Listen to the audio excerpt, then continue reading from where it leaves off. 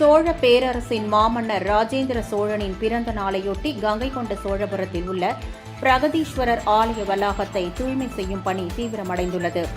சோழ பேரரசின் மாமன்னன் ராஜேந்திர சோழன் கங்கை வரை படையெடுத்து சென்று அதில் வெற்றி பெற்றதன் நினைவாக அரியலூர் மாவட்டத்தில் உள்ள கங்கை கொண்ட சோழபுரத்தை சோழ பேரரசின் தலைநகராக தீர்மானித்து அங்கு சோழர்களின் கட்டடக்கலைக்கு எடுத்துக்காட்டாக பிரகதீஸ்வரர் ஆலயத்தையும் நிர்மாணித்தார். இந்த பிரகதீஸ்வரர் ஆலயம் உலக புகழ்பெற்ற சுற்றுலா தலமாகவும் யுனெஸ்கோவால் அங்கீகரிக்கப்பட்டுள்ளது. இந்நிலையில் ராஜேந்திர சோழனின் பிறந்த நாள் ஆண்டுதோறும் ஆடி மாத திருவாதிரை நட்சத்திரத்தில் கொண்டாடப்படுகிறது. அதன்படி ராஜேந்திர சோழனின் பிறந்த நாள் அரசு விழாவாக இம்மாதம் 23ஆம் தேதி முதல் 5 நாள் கொண்டாடப்படுகிறது. மேலும் கடைசி நாள் திருவிழாவில் பிரதமர் மோடி கலந்து கொள்ள உள்ளதாக தகவல்கள் வெளியாகியுள்ளது.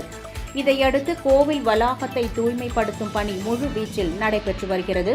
மேலும் பிரதமரின் வருகையையொட்டி பாதுகாப்பு ஏற்பாடுகள் தீவிரமடைந்துள்ளன.